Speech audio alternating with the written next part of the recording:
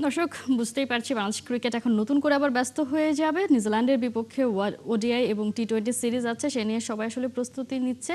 আমরা এই নিয়ে আলোচনা করতে চাই স্টুডিওতে। এই মুহূর্তে আমাদের সাথে আছেন সিনিয়র ক্রীড়া সাংবাদিক সেকান্দার আলী। সেকান্দার আলী, শুভ সকাল। এখন আমরা একটু মাঠের ক্রিকেটে ফিরেছি অনেকদিন বাদে, মানে ভালো লাগছে ক্রিকেট নিয়ে কথা বলতে পারছি শুরু থেকেই।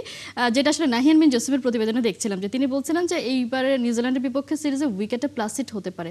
সেটা আসলে কতটা ঠিকঠাক, কারণ আমরা তো আসলে চাই ট্রু উইকেটে খেলুক, দুই পক্ষই সমানভাবে সুবিধা পাক। এখানে আসলে সুবিধাটা কারা বেশি পাবে? দেখেন, যখন কোনো হোম সিরিজ হয় বা যে কোনো দেশে, আপনি ধরেন নিউজিল্যান্ডে যে খেলাটা হবে সেই খেলাটার যে অ্যাডভান্টেজ, তাদের যে কন্ডিশন, ট্র্যাডিশনাল কন্ডিশন, সেই ট্র্যাডিশনাল কন্ডিশনটাই তারা ব্যবহার করে এবং তারা সেইভাবে ম্যাচ খেলে উইন করে, চেষ্টা থাকে তাদের ওটা। বাংলাদেশের ক্ষেত্রে আমরা যেটা দেখেছি এতদিন, ট্র্যাডিশনাল আপনার মিরপুরে যে উইকেটটা হয় সেটা হলো যে একটু স্লো অ্যান্ড লো এরকম, কিন্তু সেই ট্র্যাডিশন থেকে বাংলাদেশে এখন বেরিয়ে এসেছে বিকজ অফ, আপনি এখন জানেন যে বাংলাদেশ আন্তর্জাতিক অঙ্গন যেটা, অর্থাৎ বাংলাদেশের নিজের দেশের বাইরে যেসব জায়গায় খেলা হয়, সাউথ আফ্রিকা বলেন কিংবা আপনার অস্ট্রেলিয়া বলেন, নিউজিল্যান্ড বলেন, সেই সব জায়গায় টুকটাক সাফল্য পাওয়া শুরু করেছে এবং সেই চিন্তা থেকে তাদের যে পরিকল্পনা ইন দ্য লং রান যেন এই সাকসেসটা বাংলাদেশ গ্রেপ করতে পারে, সেই কারণে উইকেটের একটু বৈশিষ্ট্য বা চরিত্রগত পরিবর্তন এনেছে। সেই পরিবর্তন বাংলাদেশকে ভালো রেজাল্টের দিকে বা ভালো ক্রিকেট খেলার দিকে এগিয়ে নিয়ে যাচ্ছে। আপনার পাকিস্তানের বিপক্ষে যে উইকেটগুলো দেখেছেন সেটা হলো একদম, আমরা বলি যে ট্রু উইকেট কিংবা যেটা বলে যে আপনার স্পোর্টিং উইকেট, সেই ক্ষেত্রে এখানে একটু হয়তো বাংলাদেশের ফেভারেবল জায়গা থাকবে, একটু ব্যাটিং বান্ধব থাকতে পারে।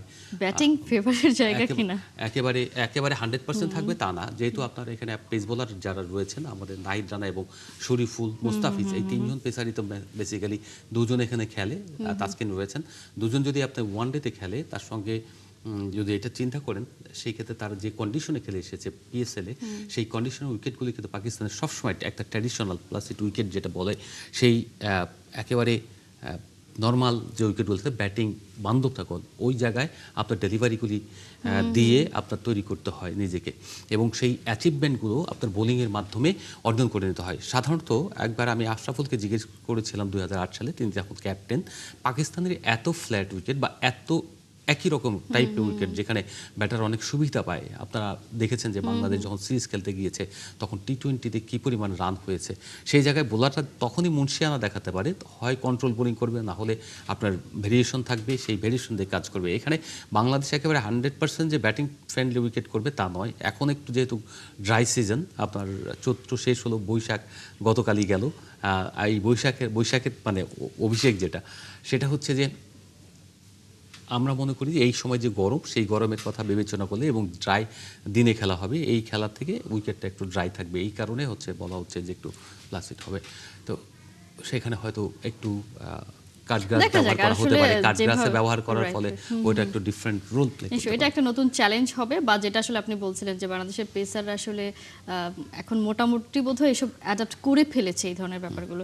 এই সিরিজটা বাংলাদেশ মেইনলি, যদিও আমরা বলছি নিউজিল্যান্ডের বি টিম এসছে, কিন্তু বাংলাদেশের টার্গেটটা খুবই পরিষ্কার, সেটা নির্বাচক প্যানেল বলেছে যে তারা আসলে জিততেই চায় এই মুহূর্তে, বিশ্বকাপে সরাসরি জায়গা দখল করাটাই এখন মূল উদ্দেশ্য। কিন্তু এই সিরিজে যদি বাংলাদেশ নিউজিল্যান্ডকে হোয়াইট ওয়াশও করে, তাহলে সেম জায়গাতে 9 নম্বরই থাকছে, রেটিং পয়েন্ট হয়তো বাড়ছে, কিন্তু জায়গা চেঞ্জের জন্য সেই জায়গায় কি তারা এক্সপেরিমেন্টের কোনো চান্স নিতে পারতো কিনা, নাকি আপনার কাছে মনে হয় যে এখন যে ইন্টেনশনটা বাংলাদেশ ক্রিকেট দলে সেটা আসলে ঠিকঠাক আছে?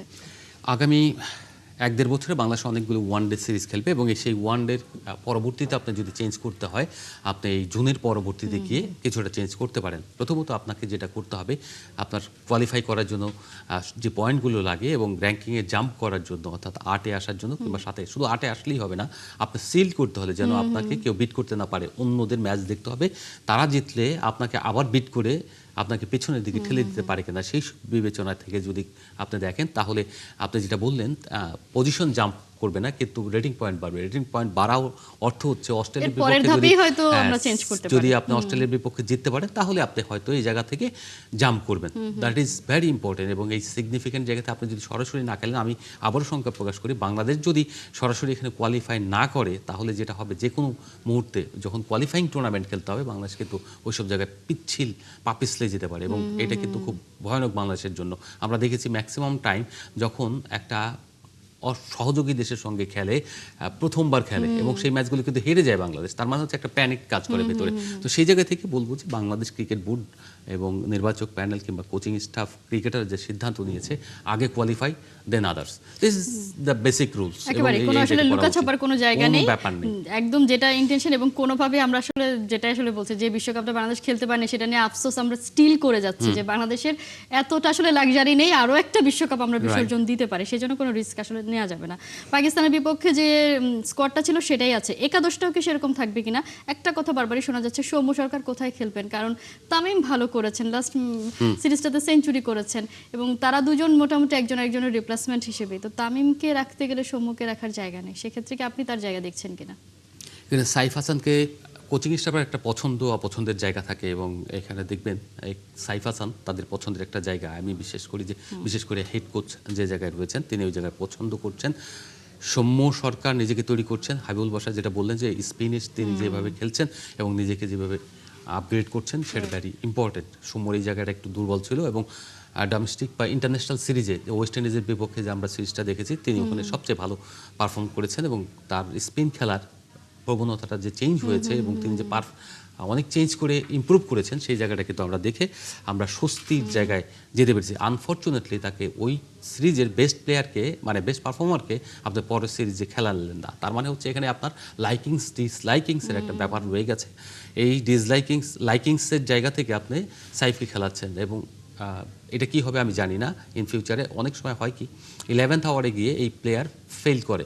আমরা দেখেছি ফুটবলের রায়কে 1994 সালে ক্যাপ্টেন হয়ে আসলেন কিন্তু পুরো বিশ্বকাপের শুরুতেই দুটো ম্যাচ একেবারে বাজে খেললেন এবং তিনি 11-এর বাইরে চলে গেলেন, ক্যাপ্টেন্সি হারালেন, দুঙ্গা ক্যাপ্টেন হলো এবং চ্যাম্পিয়ন হয়ে গেল। সেই রকম সৌম্যর ক্ষেত্রে না হয়। এই জায়গায় যেটা হচ্ছে যে সেটা হচ্ছে এই কোচদের আরও একটা ব্যাপার রয়েছে, যেমন এই হেড কোচ আপনার আমি পেস বোলার যে হাসান মাহমুদ রয়েছে তাকে আবার ওয়ানডেতে বা সাদা বলের ক্রিকেটে পছন্দ করে না। এই যে পছন্দ না করার একটা ব্যাপার রয়েছে তাদের মধ্যে কিন্তু এটা এই জিনিসগুলো সব সময় কাজ করে। তো এখানে নিরপেক্ষ জায়গা থেকে যদি কোচিং স্টাফ ম্যাক্সিমাম টাইম আপনাকে প্লেয়ারদের ইটা দেয়, স্পেসটা দেন, তাহলে আমার মনে হয় ভালো হয় এবং দেশটা বাংলাদেশের ক্রিকেটের জন্য ভালো হয়। আপনি যে চেঞ্জের কথা বললেন 11 চেঞ্জ হয়তো হবে না, প্রথম দুই ম্যাচে তো বোঝাই যাচ্ছে যে সাইফ তার মধ্যে প্র্যাকটিস ম্যাচে 138 করেছে নট আউট। আমি যদিও এই প্র্যাকটিস ম্যাচকে খুব একটা গুরুত্ব দিই না, কারণ হচ্ছে এইসব প্র্যাকটিস ম্যাচ খেলে নিজেদের মধ্যে এবং কোনো প্লেয়ারই আসলে ওই রকম এফোর্ট দিয়ে বোলিং করে না বা ওই যেটা খেলেছে ওনারা বলবে যে কোনো প্র্যাকটিস ম্যাচে যেখানেই রান করা খুবই ইম্পর্টেন্ট। বাট এইটা যদি আপনার কোনো প্রতিযোগিতা হতো, কোনো লিগের ম্যাচ হতো, তাহলে আমি বলতাম হ্যাঁ সে 138 করেছে, সেটার খুব ভ্যালু রয়েছে। যেহেতু নিজেদের মধ্যে প্র্যাকটিস করে খেলা, এটা একটা জাস্ট ম্যাচ সিনারিওর মতো। তো সেই জায়গা থেকে সাইফ পরবর্তীতে ম্যাচে কী করে সেটা হলো ইম্পর্টেন্ট। বেসিক অনেক কিছুই থাকে। আর যেটা বললেন তানজিদ তামিমের সবচেয়ে বড় ল্যাকিংসটা হলো তিনি পিএসএলে গিয়ে কোনো ম্যাচ খেলেননি এবং খেলার মধ্যে না থাকাটা এটা কিন্তু একটা যে কোনো প্লেয়ারের জন্য একটা মেন্টাল ডাউন থাকে। তো সেই জায়গায় তিনি এসে কিন্তু এখানে সেট হতে পারেননি, প্রথমেই হয়তো স্ট্রাগল করবেন প্রথম দিকে। তামিম এখনও ধারাবাহিক হয়ে উঠতে পারেনি, বাংলাদেশের সবচেয়ে বেশি টানা সুযোগ পাওয়া একজন ব্যাটার তিনি। আমি তাকে এই অপরচুনিটি দেওয়ার জন্য তাকে বাংলাদেশ ক্রিকেট বোর্ডকে ধন্যবাদ দিই, এই কারণে যে টিম ম্যানেজমেন্ট এটা না দিলে একজন ওপেনার তৈরি হবে না। বাংলাদেশ ওপেনিং ক্রাইসিসে সব সময় থাকে। আপনার তামিম ইকবালের সময় থেকে আমরা দেখেছি তামিম ইকবাল স্ট্যাটিক ছিলেন, অন্য পাশে যাওয়া আসার মধ্যে। তার মানে হচ্ছে তাদের তাদের উপর আস্থা রাখা হয়নি অথবা তারা যেটা নিজেদের ক্যাপাবেল করে গড়ে তুলতে পারেননি। এখন এই জায়গায় সময় এসেছে। আর সৌম্যকেও আমার মনে হয় যে ভালোভাবে সুযোগ দেওয়া উচিত, এই কারণে কেন তার মধ্যে যে কোয়ালিটি আছে, তার যে এক্সপেরিয়েন্স, সেই এক্সপেরিয়েন্সটা এখন ডেলিভার দেওয়ার সময়। অন্য মিডল অর্ডারে আমি দুশ্চিন্তার জায়গা দেখি, কারণ যে নিজেদের মধ্যে প্র্যাকটিস ম্যাচটা হলো সেখানে কিন্তু মিডল অর্ডার কিন্তু তেমন একটা ক্লিপ করেনি। 20, 22, 25 যেটা করেছে সেটা কিন্তু খুব একটা এক্সেপশনাল না। এইসব ক্ষেত্রে নিজেরাদেরকে মেলে ধরার একটা জায়গা থাকে, কিন্তু মিডল অর্ডার একেবারেই পারে না। লিজন কুমার দাস পায়নি, তার পরবর্তীতে যদি আপনার মিরাজ 21 রান করেছে।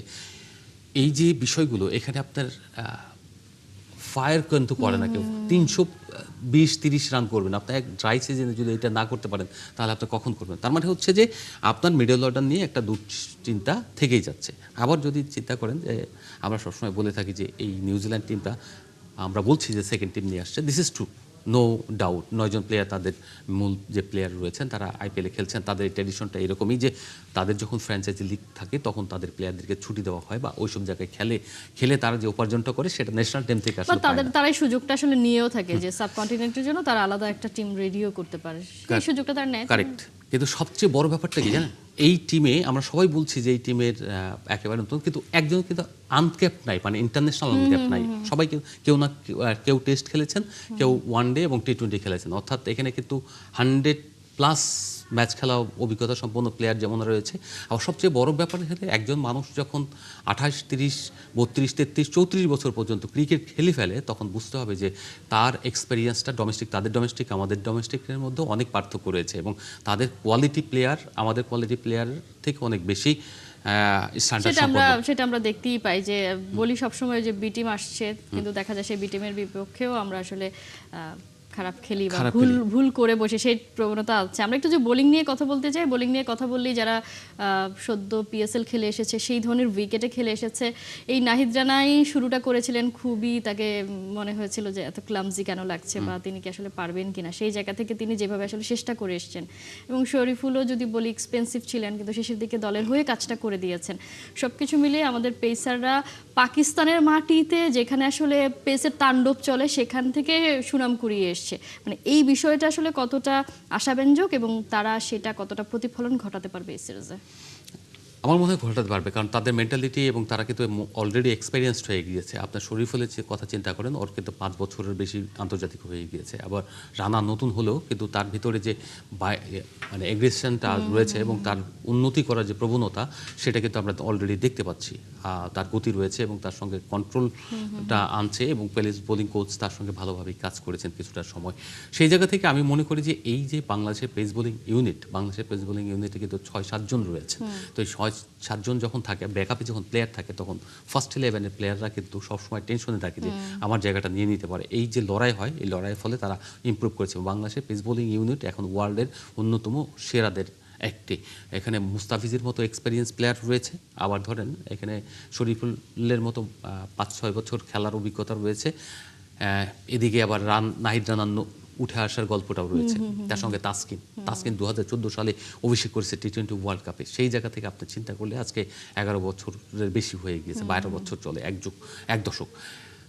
তো এই যে এক যুগের অভিজ্ঞতা তিনি কিন্তু ডেলিভার দিয়েছেন। তিনি 100% ফিট থাকলে তার ডেলিভারিগুলি আরও বেশি ভালো হতো। তো পেস বোলিং ইউনিটটা আমি মনে করি পাকিস্তানে যারা খেলে এসছেন তাদের যে ওখানে তো গরম না কেন, তো সেই জায়গা থেকে তাদের যে ডেলিভারিগুলি হবে এখানে আমি মনে করি তারা বেটার ক্রিকেট খেলতে পারবেন। এখন ক্লান্তি রয়েছে কিনা সেটা আমি নিশ্চিত না, তবে ক্লান্তি না হওয়ার কারণ তারা একদম অন অ্যান্ড অফ খেলেছে, কিন্তু তারা টানা খেলেনি। তো মুস্তাফিজ খেলেছে। তো সেই জায়গা থেকে বলবো যে বাংলাদেশ, আমার ধারণা পেস বোলিং ইউনিটটা খুব ভালো করবে। এখানে যদি ভালো করাটা খুব জরুরি। তারা যদি ভালো করে তাহলে আমাদের, যেহেতু আমরা এখন পেস বোলিং ওরিয়েন্টেড দল এবং পেস বোলিংটা যখন ভালো করি তখন আমরা সাকসেস হই। আর যদি আমাদের বোলিং ইউনিট ভালো না করে তাহলে আমরা খুব একটা সাকসেস হই না, বিকজ অফ আমরা ব্যাটিং দিয়ে খুব ম্যাচ জিতি না এবং আমাদের ব্যাটাররা কিন্তু কনসিস্টেন্টলি রান করে না। আপনি দেখবেন টপ অর্ডার যদি কেউ একদিন কোনো রান করে তাহলে মিডল অর্ডার ফেল।